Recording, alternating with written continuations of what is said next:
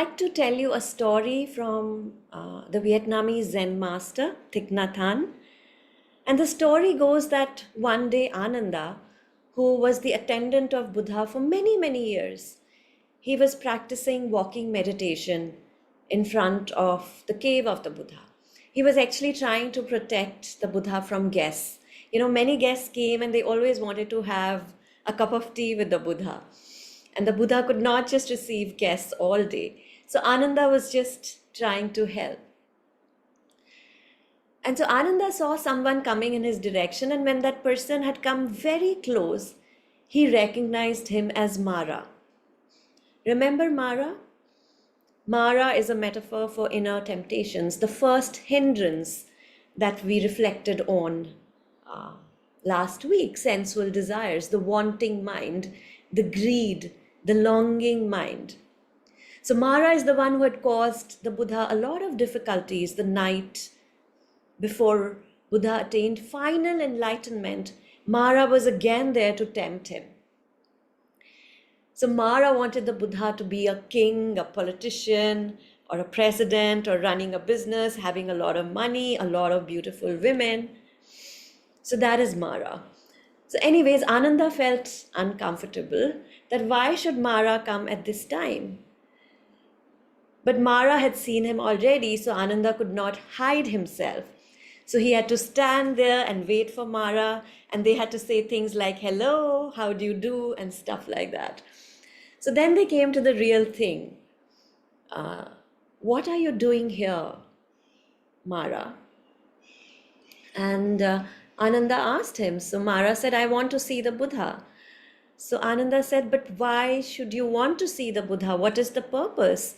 Like, are you not ashamed of yourself? Don't you remember that in the old days, under the Bodhi tree, you were defeated by the Buddha? And I don't think that he will see you. You are the enemy of the Buddha.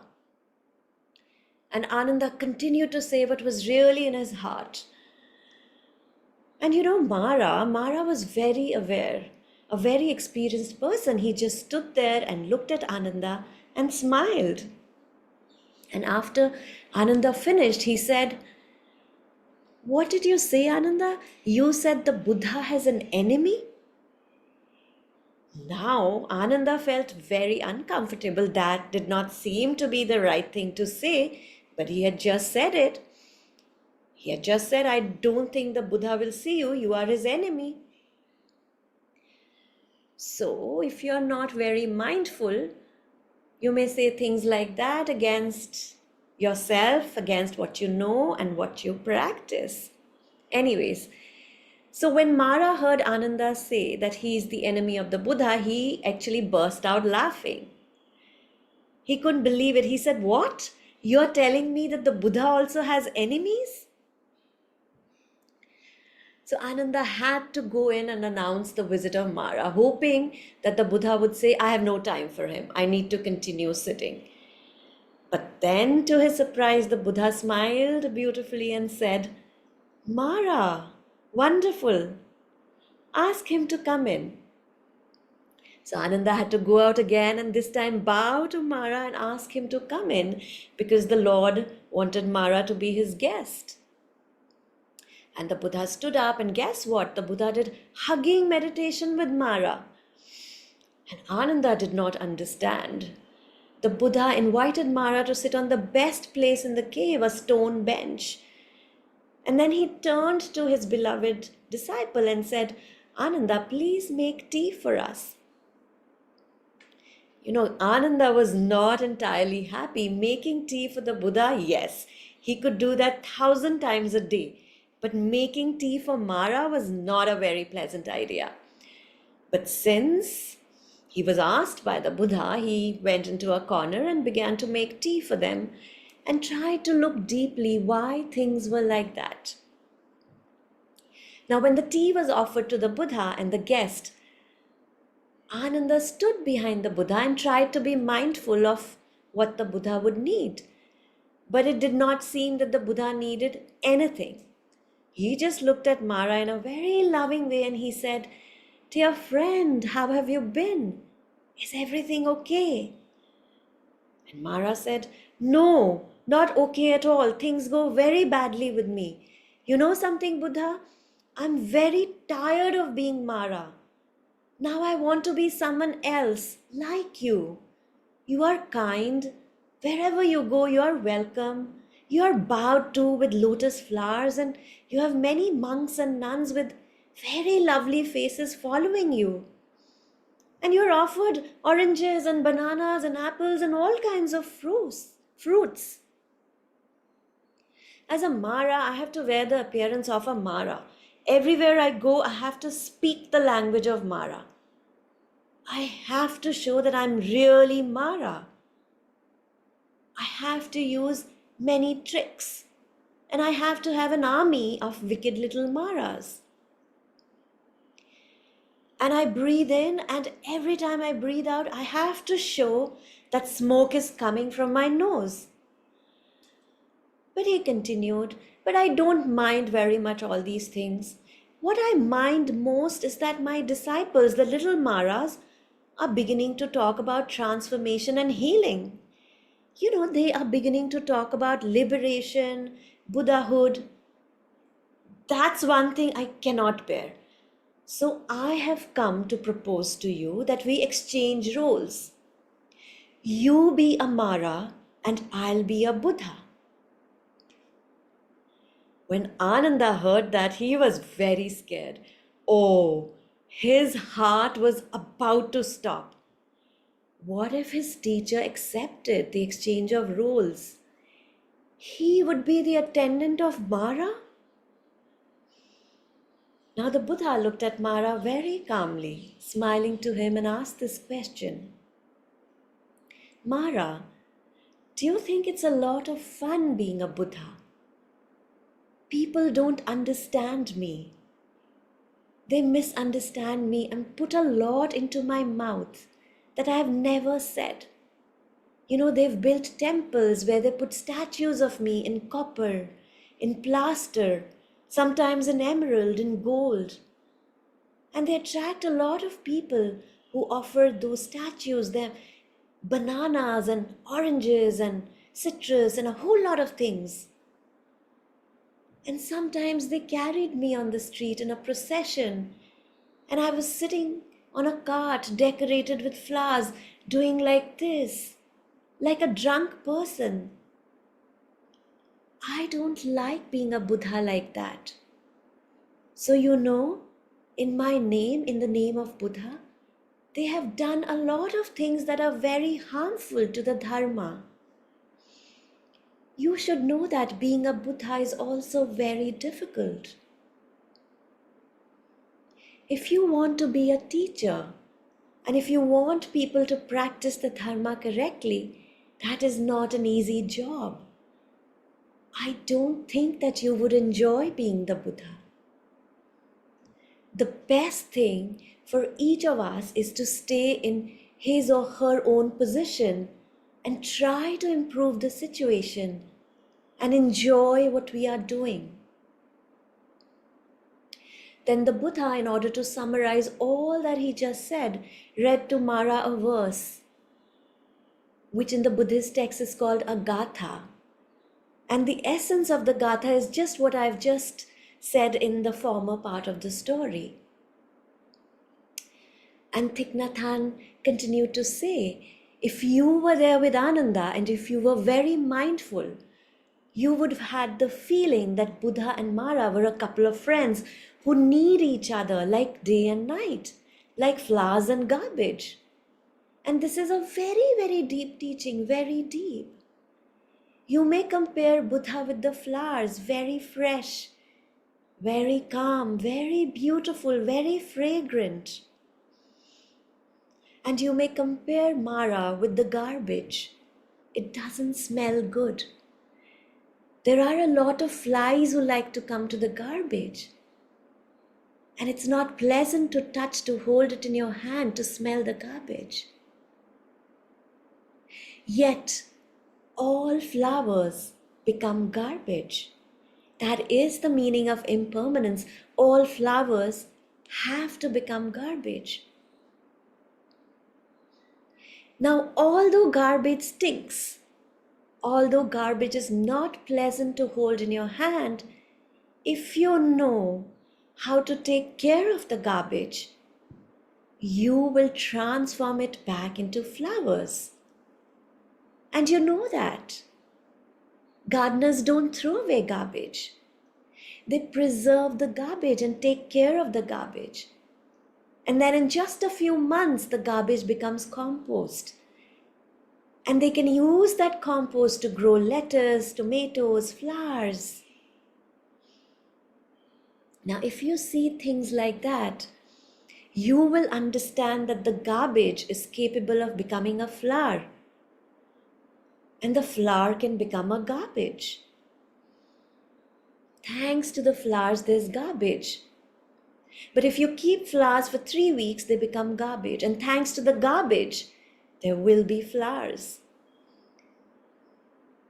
So you now have an idea of the relationship between Buddha and Mara. Mara is not very pleasant. But if you know how to help Mara, to transform Mara, Mara will become Buddha. If you don't know how to take care of the Buddha, Buddha will become Mara. And we all have the Buddha and the Mara inside us. And the Buddha and the Mara, they need each other. They are the two sides of the same coin. So it is thanks to the difficulties, thanks to the negative, uncomfortable emotions, thanks to all the temptations, the seductions, that the Buddha has overcome his suffering, his ignorance, and become a fully enlightened being.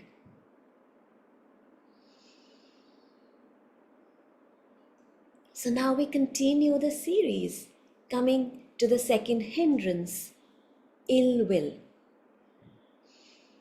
It describes the state of the mind that arises from negative emotions. Now, in that state of the mind, you have an aversion, a rejection, or simply a dislike against either an object, a situation, or can even be a person. Just to give an example, it means you're climbing the mountain and it starts to rain, but you don't like rain. Or you discover the roads are bumpy, but you don't like bumpy roads. Or another example, in order to cross the river, you need to swim, but you don't like swimming. So whatever it is that you dislike, it won't make it a pleasant journey, will it? Unless you learn to let go of this ill will. It's more likely that even that you won't continue that journey. So this state of mind is the opposite of wanting. This is aversion, rejection, anger, judgment, fear. And how do we work with it? The same strategy. First, to see it, to know it for what it is when it comes into the experience of our life. I would say it's actually a little easier to work with anger and judgment than wanting, because the pain of it is more obvious. The pain in wanting is a little bit more subtle. You have to listen deeply to feel how much it keeps you from being here with the person in front of you, or the trees in the springtime. All that wanting. But that pain of anger is more obvious. Irritation, frustration, judgment, condemnation. We know that, right? Now, fear is another form of aversion. I don't want to feel this. Or boredom. I don't like this. Or rejection. It's horrible. And you can see it all the time. It arises when there's a traffic jam and that you're stuck on your way to this appointment, and it's just how it is, and the irritation comes. Or when you're ignored, or you feel betrayed by someone you love, or by a friend, or by your boss, or somebody at work. Or just you're tired and overworked, and so is your partner or this person that you live with. And they judge you and you judge them, and you're not there for one another the way you want. Or the children are fighting, or the dog did it on the carpet again. Or the daycare place changed its schedule and it wasn't what you needed for that week. So you know that. And then we get angry or irritated, or aversion comes, or judgment. And we think about how it should be and how unfair it is that God has made the world the way it is. It's very interesting how one of the American writers, Gore Vidal, wrote that there is no human problem that could not be solved if people would simply do as I advise. We all want that, don't we? So, how to work with this force, with anger and aggression and fear? Again, the first step in this process is to receive it with mindfulness, to note it, to study it, to receive it from the heart. How does it feel? Feel the temperature of the body, the pain in the body from it, the tension. Hear the story it tells, this, and they did, and she did, and he did. Right? And if you listen to its story, often what's present isn't the anger at all. If you listen deeply, it's the fear that makes you angry. I'm afraid of this and that. Or it's the hurt that happened. I was hurt in this or that way, and I don't want it to happen again. And then this whole well of anger will arise. A Buddhist monk and a teacher, Ajahn Chah, he used to tell the monks when they were angry, go on your little tin roof hut in the hot season, he would tell them. Wrap yourself in all your robes, sit down right in the middle of your anger, and really, really learn about it. Learn what this state is like and what it can do. And just sit there until you know anger, until you can hear the story. And it tells the many stories. Until you can feel the energy of it pulsing through your body, until you can find a way to actually be with it, not run away from it. So that really is the beginning of the training of dealing with negative emotions, in this case, anger. And what really helps is to begin to trust our capacity to be present for the emotions that we have. Because a lot of us grew up either suppressing them or being afraid of them. That's on one extreme. Or getting volatile because they just sweep in and take us over. And you know what Buddha says about anger? Holding on to anger is like grasping a hot coal with the intent of throwing it at someone else, but you are the one that gets burned. So you will not be punished for your anger, you will be punished by your anger. So these are very powerful forces in our life. And what are we going to do with them is the question. Can somebody in this earth learn to live peacefully, learn compassion, learn not to fight and create the wars that are in so many countries? And the person who has to do that? You and you and you. Each of us has to learn this. The point isn't to stop the waves of energy, it's learning how to ride them. So it comes in. What do? Begin simply by naming it. There's an expression, name it to tame it. Anger, or judging, or rage, and to feel it and feel its force and make the spaciousness of heart and the compassion big enough to allow it, to give it its respect. But not necessarily to believe its story, to feel the fear or the hurt that's underneath it. And when it's time to give a voice, to speak from that deeper place.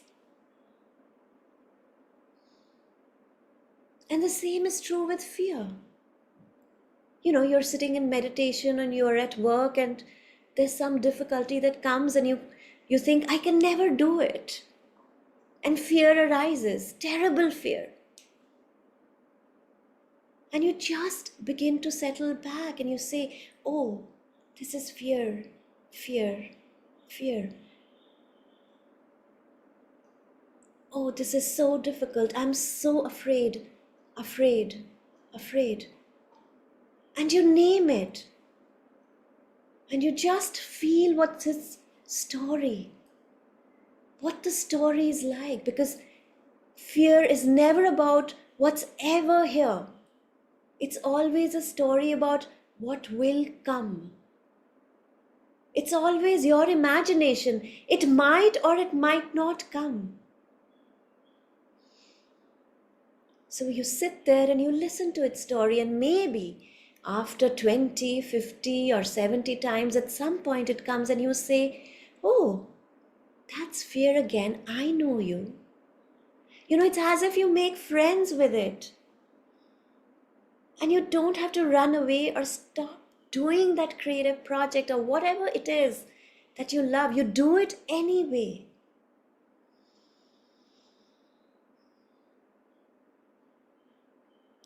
The poet Wendell Berry writes, I go among trees and sit still. All my stirring becomes quiet. Around me like circles on water. My tasks lie in their places, where I left them asleep like cattle. And then what is afraid of me comes and lives a while in my sight. What it fears in me leaves it, and the fear of me leaves me. It sings and I hear its song. So there's a kind of tenderness to this awareness that feels the frightened child and says, yes, this is okay. We can sit with this. We can be with this. Judgment. Part of aversion and anger is all the judgment. How many judgments? Sometimes I tell people just to start count judgments. When you sit in a meditation, how many judgments you can count, or at home, or where you work, or wherever you happen to be. Oh, I don't like the way that person came in today.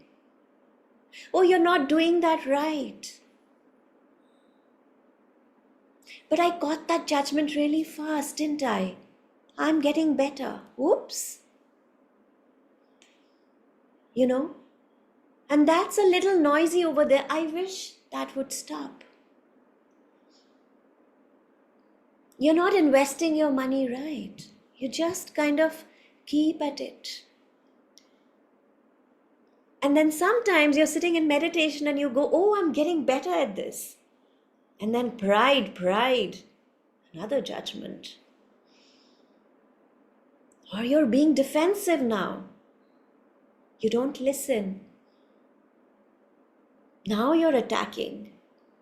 And you just begin to notice, liking this, not liking that, The mind swings from one to another and you can't stop it. You can't say, don't judge.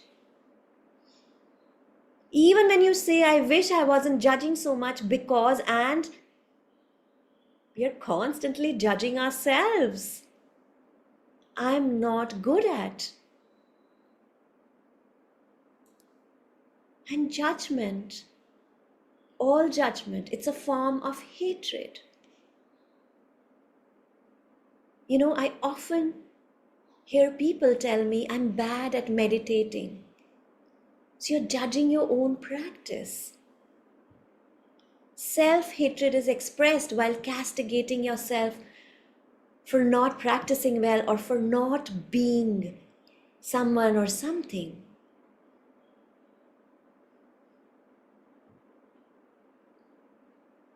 This is from Rumi. 4 people enter a mosque and begin their deep, sincere praying. And a priest walks by, and one of them, without thinking, forgetting that it's a day of silence, says, "Oh, are you going to give the call to prayers now? Is it time?" And the second one says under his breath, "This is the day of silence, you spoke. Now your prayers are invalid." And the third one says, "Uncle, don't scold him. You've done the same thing. Correct yourself." And the fourth says out loud, "Praise to God, I haven't made the mistake of those 3. It's just us, right? We are all so judgmental. So the idea is just to begin to know fear and to know judgment, to see there's the judging mind. You can name it judging. You can count it. Count it every time it comes up. Every time it comes up during meditation, you're not doing it right. Say thank you. Always say thank you whenever a judgment comes up. Thank you for your opinion. I appreciate it. But if you add, I didn't realize you know so much about I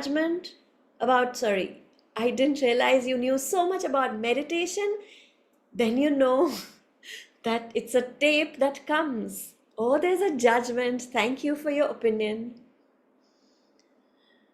So the way one works with these states is to receive them with a great spaciousness of mindfulness or compassion.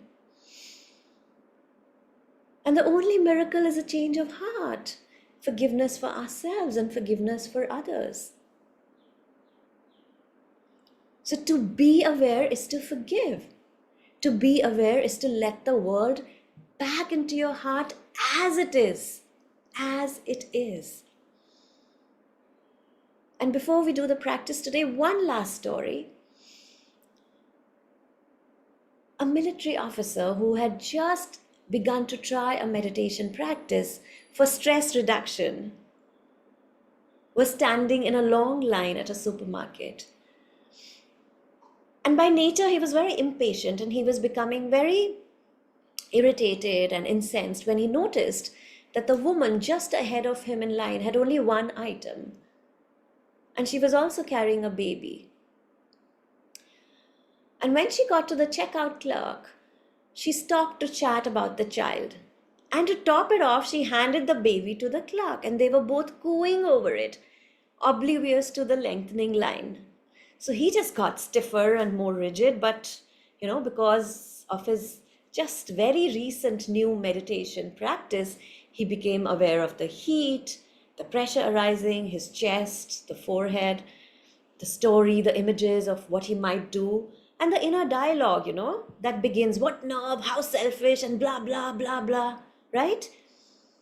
So as he recognized what he was doing to himself, he just relaxed and began to pay attention to his breath and just took some slow, deep breaths.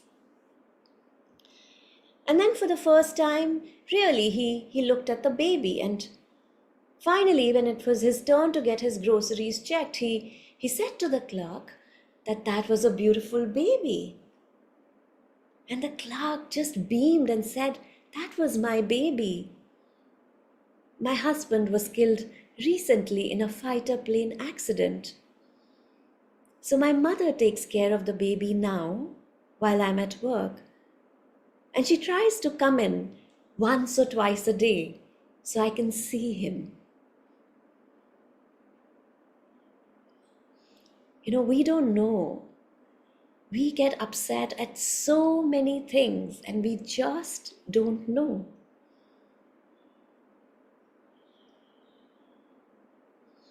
So to be mindful and see these energies come is to accept them with some tenderness and forgiveness and not believe them all.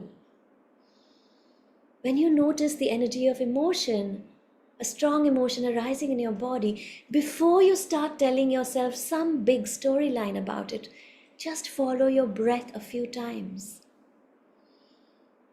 And you can even say a mantra to yourself. For example, when you're anxious or stressed, you can simply say to yourself, breathe, it'll be okay.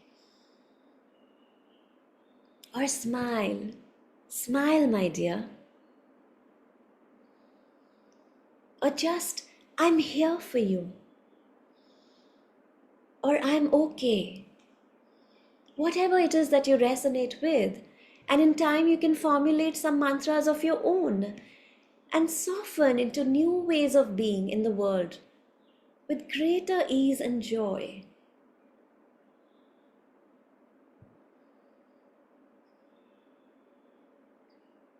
And now let's just come to today's practice, but just a little context to the practice. Everything in the energy is energy. Everything in the universe is energy, just in different forms. A star, a rock, a tree, a thought, a feeling. Every cell in your body is a form of energy. And as Einstein established, energy cannot be created. It has always been. And energy also cannot be destroyed. It will always be. This is the law of physics. But energy can be transformed. Every cell in your body is constantly in the process of transformation. Every thought, every feeling, every word, every breath, every action we take affects the vibration of our energy. We are transforming energy constantly without realizing it, without even thinking about it. So the only question is whether it is transformed for better or for worse. So today we are going to use a very simple technique to transmute energy. When I say transmute energy, it means we are going to raise the frequency, the vibration from low to high.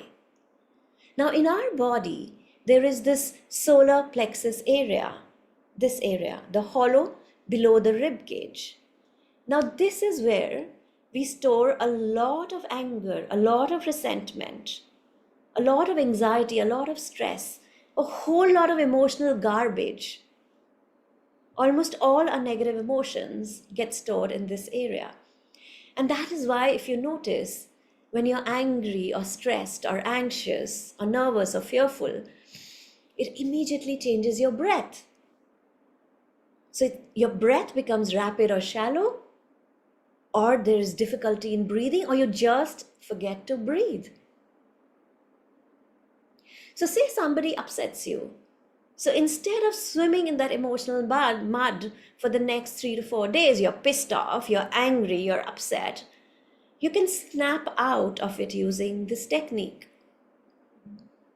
So before we begin this technique, I want you to touch your solar plexus. With your hands,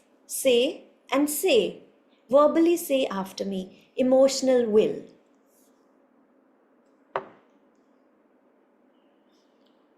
Transmute it to mental will. Bring your hands in between your eyebrows to your Agnya chakra. Transmute it to spiritual will. Touch your crown chakra, the top of your head. Do it again. Your solar plexus area, emotional will. Your Agnya chakra in between your eyebrows to mental will.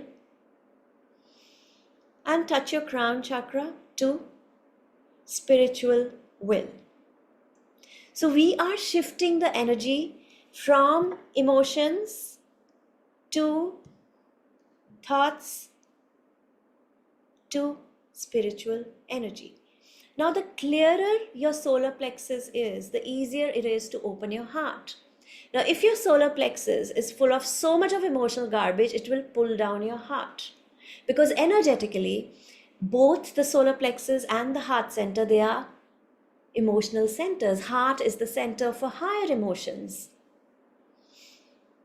The ability to love others unconditionally, no expectations, no conditions, the ability to forgive, to let go. And solar plexus is the center for lower emotions. So as long as one is dirty, it will pull the other one down.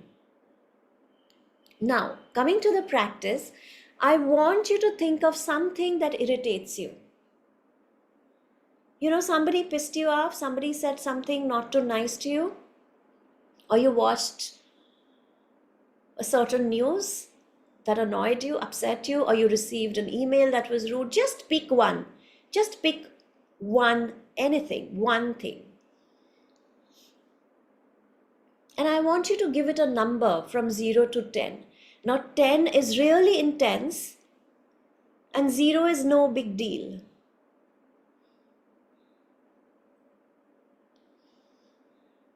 So put your attention on that emotion, that feeling of irritation, that upset, as you're giving that number.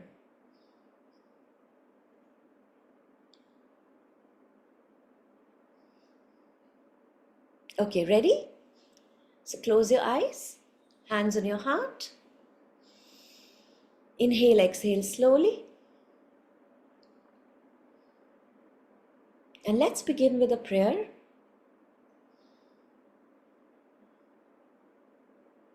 Go inward.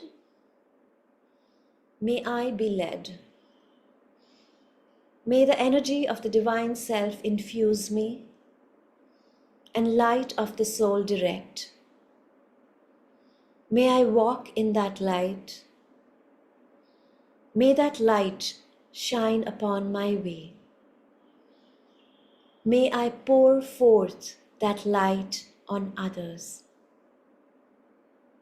May I be led from darkness to light, from the unreal to the real, from death to immortality, from chaos to beauty.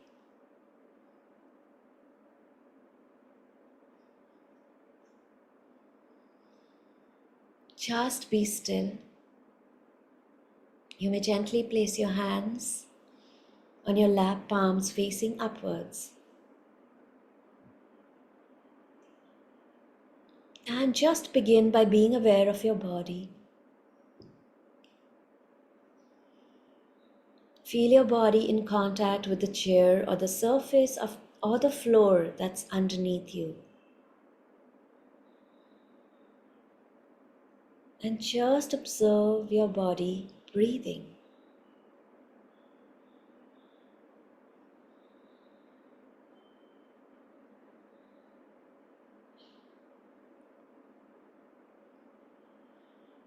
Breathing in, I befriend my in-breath. Breathing out, I befriend my out-breath.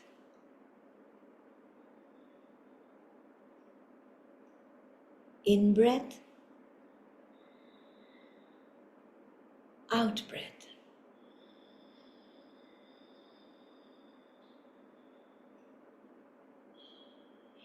Breathing in, I simply observe the characteristics of my in-breath.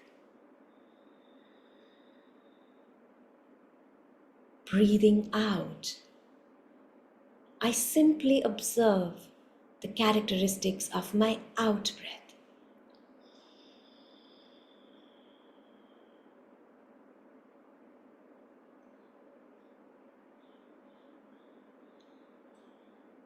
Observing in-breath, the touch of air moving through our nostrils and the rise of our chest and our belly. Observing out-breath, the fall of our chest, our rib cage, and our belly.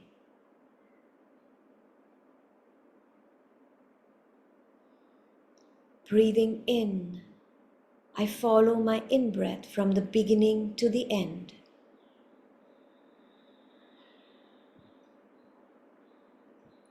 Breathing out, I follow my out-breath from the beginning to the end. The belly emptying out, the rib cage contracting, the chest emptying out.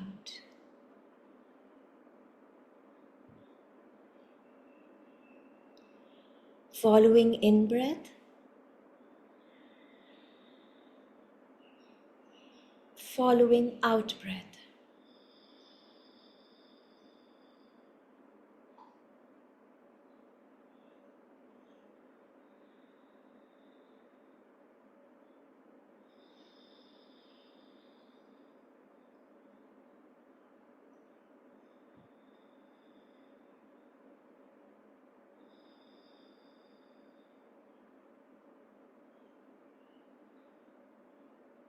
Now silently repeat after me. It's my emotions that are upset, but I'm not my emotional reactions. I'm also not my thoughts.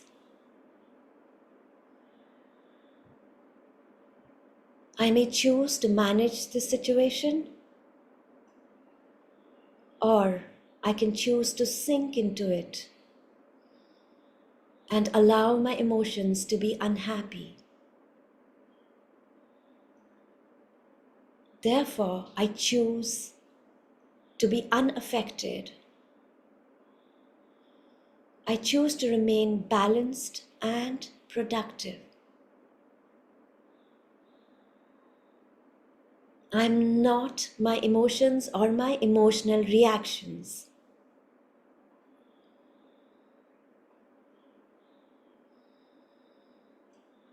Now I want you to place your tongue on the roof of your mouth so that the energy circuit is complete. And I want you to put your very gentle awareness on your solar plexus area, the hollow area below your sternum. And I want you to inhale and lift the energy up, pull it up in between your eyebrows, your Ajna chakra, and exhale. Be gently aware of your solar plexus, and this time I want you to say it verbally, thy will be done. And then inhale, lift the energy up from your solar plexus, lift it up and bring it in between your eyebrows, your Ajna chakra. Exhale, and again verbally say it, let the will of my higher soul be done, not the urges of my lower nature. One more time, be aware of your solar plexus, and I want you to say, thy will be done. Take a deep breath, lift the energy up, put your attention between your eyebrows, your Ajna chakra. Exhale and say, let the will of my higher soul be done, not the urges of my lower nature. So be it.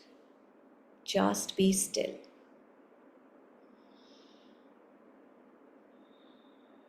Again, put your attention on your solar plexus and say, thy will be done. Inhale, lift the energy up in between your eyebrows. Be still, hold your breath, hold it. Exhale, keep your attention between your eyebrows and say, let the will of my higher soul, my higher self be done, not the urges of my lower nature. So it is. And just leave your attention in between your eyebrows, your Agnya chakra. Just be there. Leave your awareness there. Stay there.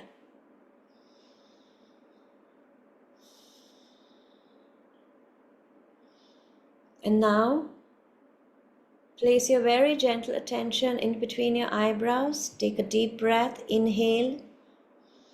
Lift the energy to the top of your head, your crown center. Exhale and say it verbally. Let the will of my higher soul be aligned with the will of my inner spiritual teacher, whoever they are. Again, be aware of the area between your eyebrows. Take a deep breath. Inhale. Go to the top of your head, your crown chakra. Hold your breath there. Exhale and say, let the will of my higher soul be aligned with the will of my inner spiritual teacher, my guru, whoever they are. One more time. Be aware of the area between your eyebrows. Take a deep breath. Go to the top of your head. Hold your breath there. Hold it. Hold it. Exhale. Say, let the will of my higher soul be aligned with the will of God. Be still. Again, put your attention between your eyebrows, your Agnya chakra. Take a deep breath. Lift the energy up to the top of your head. Go past your head, way, way above your head. And exhale. And now say, let the will of my higher soul be aligned with the will of God.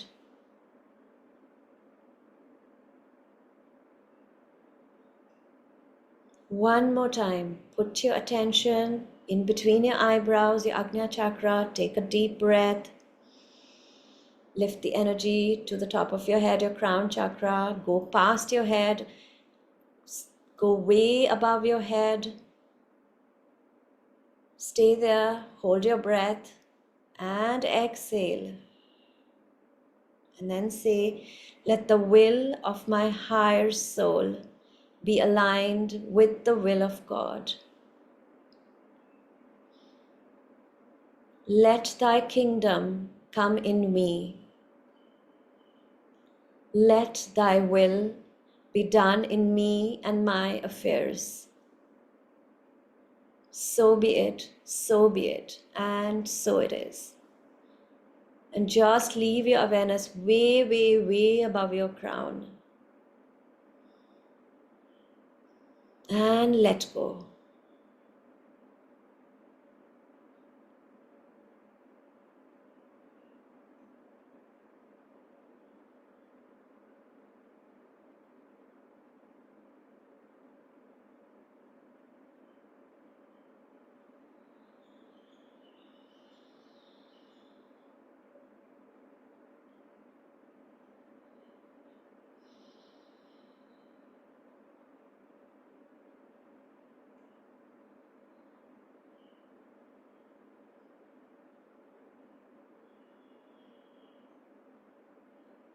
I will now chant a mantra, Om Namo Para Brahman Om, which means, I, the spiritual self, salute the Supreme God.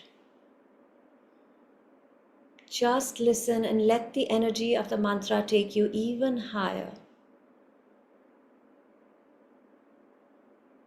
The Para-Brahman is the source of all.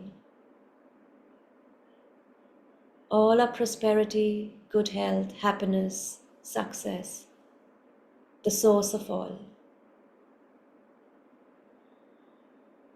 Be still, be aware. Om Namo Para Brahman. Om.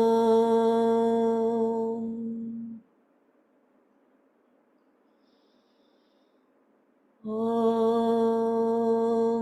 Namo Para Brahman. Om.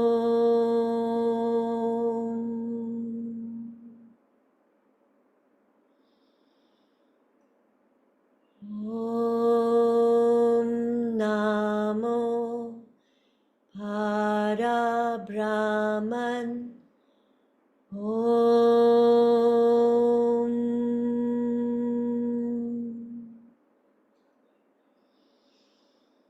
We humbly invoke the blessings of Parabrahman, the Supreme God, blessings of peace, calm, serenity, love, joy, good health, happiness, success, abundance, and prosperity. To the source of all, we humbly ask for your blessings.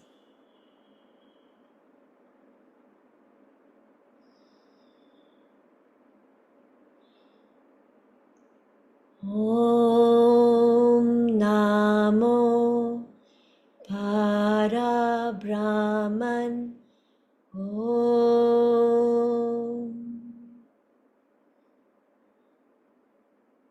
Om Namo Para Brahman. Om.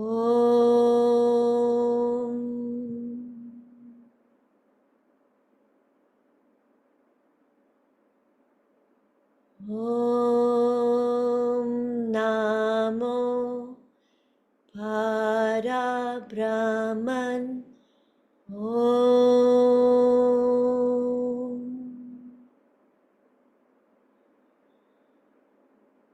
Om Namo Para Brahman. Om.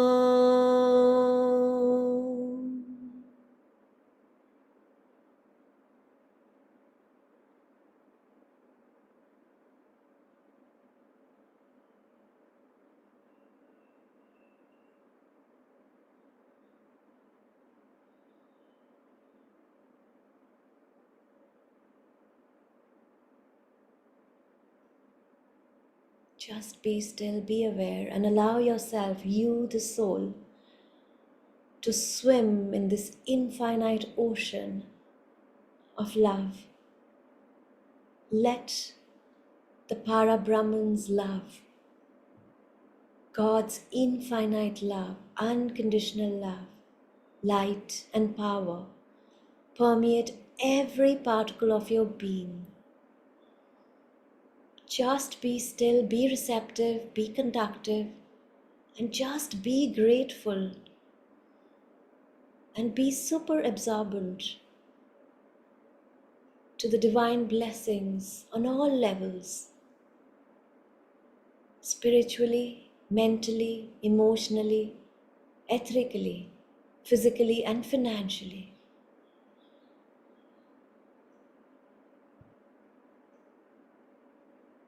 Be super absorbent and be super grateful, super receptive.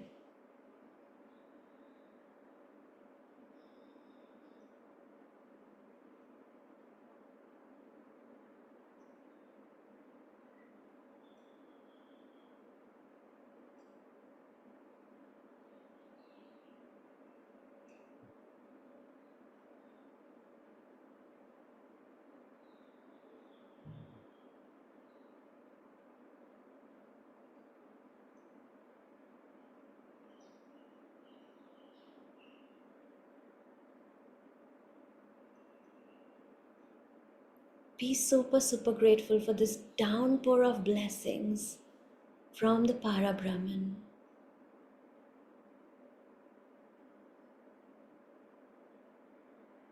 Be receptive and assimilate all the divine blessings, the divine healing energies on all levels.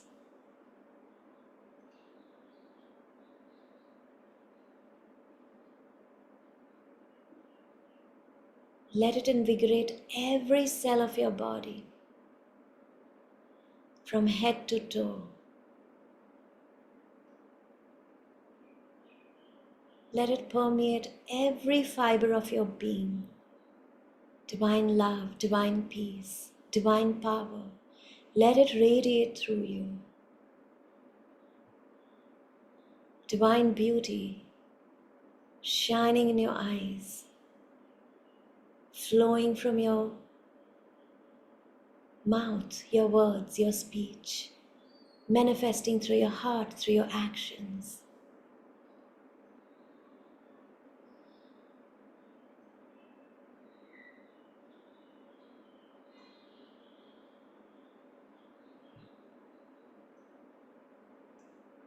So it is. Aum. And so it is. And just visualize this blazing brilliant light, this downpour of divine blessings is now flowing through the soles of your feet, deep, deep into Mother Earth. This blazing, beautiful column of light through your feet, through the soles of your feet, flowing deep into Mother Earth, rejuvenating, regenerating our beloved Mother Earth, healing our beloved Mother Earth and all her children, healing the air, the earth, the waters, the soil. Blessings be to our beloved Mother Earth. Blessings be to all. Blessings be to all.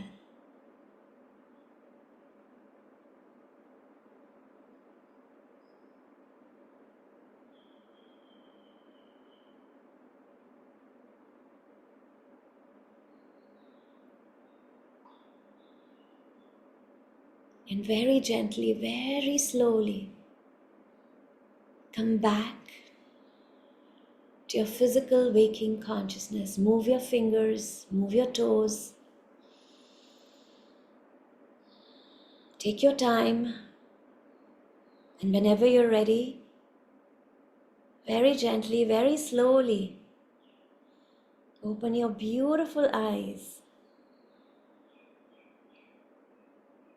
with a big, big smile.